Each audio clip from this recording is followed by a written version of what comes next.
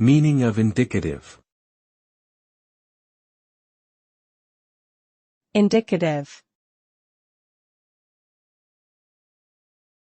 Indicative.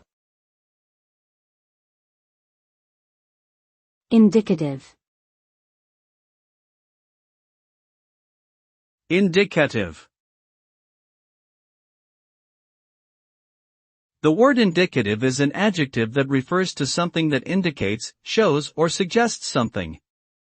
It is often used to describe a mood or tense in grammar, specifically the indicative mood, which is used to state a fact or make a declaration.